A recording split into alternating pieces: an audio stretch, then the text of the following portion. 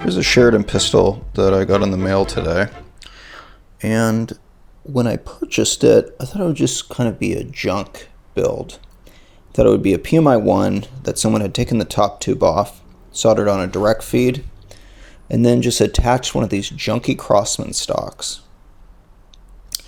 and maybe made a pump handle out of, like, I don't know, a bicycle grip or something. But when I started looking at it, it's actually really nice.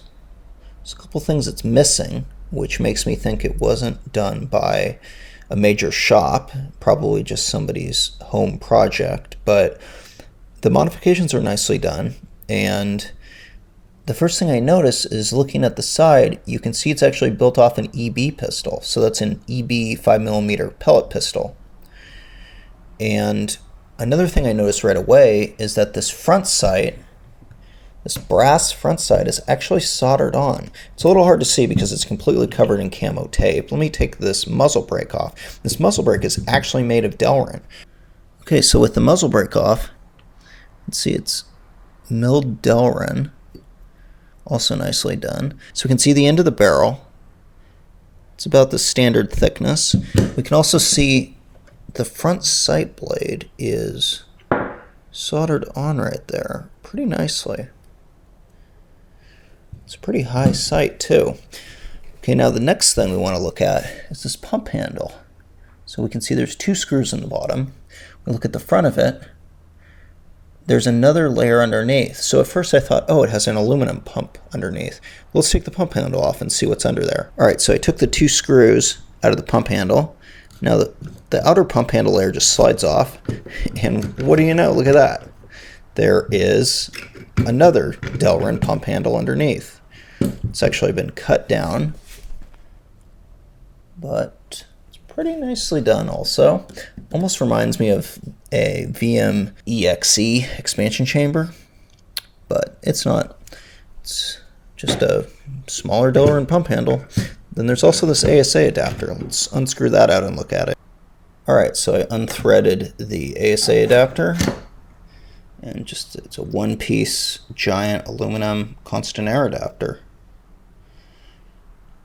If we look at the rest of this hose, we can see it's an earlier plastic hose. The plastic's actually coming off the exterior. So before the stainless braided hoses, they had these hoses, and has an airgun design ASA on it from an Automag. You can see it has the Automag screw holes. Probably was a thermo valve that was replaced. I just put an HBA tank on here for show. All right, so next up, I want to take a look at the bolt. Looking at the bolt, I thought, oh, maybe it's like a Combat Connections bolt, because I think that the Sheridan came from Ohio. But when we look at the back, it has these 2 Allen screws in it. So we're going to take those Allen screws out, and we're going to see how it actually comes apart. All right, so there's the 2 screws, and we can see the whole piece just comes off. Of course, there is 1 screw in the center to secure it down. We can take the pump handle off. We can see. Pretty neat. Delrin. Actually, no. Anodized aluminum? Wow. Yeah, anodized aluminum. It's pretty weird. Huh. This could be a stock pump handle that's had a couple more notches added in. So now it seems like we'll be able to take the bolt out, right? Well, you're wrong, because there's no notch to actually kick the lug up and unscrew it. So to get the lug out, you actually have to take the frame off. But let's look at this RVA. It's a piece of steel. Pretty neat. Let's take that off. All right, so I got the bottom screw out of the RVA. Take the RVA out. Ball bearing inside of there. Let's get a good look at the RVA. It's a piece of steel. Now let's take the mainspring out. There's the hammer. It's actually a PMI turbo valve hammer. So this is a hammer that actually came with the turbo valve. So I would assume there's a turbo valve inside of here. We can see on this side it has large lettering This is Sheridan, Racine, Wisconsin. Pretty neat. Now let's take a look at the stock. So we can see it has an extra set of holes drilled for the Sheridan grip frame screws. Has an Allen screw on the bottom to stabilize it.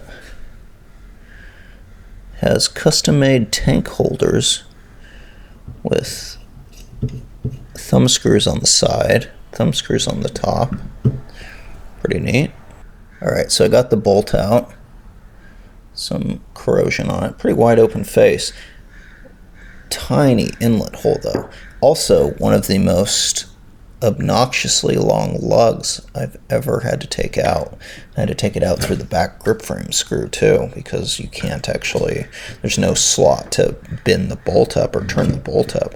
But yeah, we can see there's that second piece on the rear which unscrews, but pretty cool.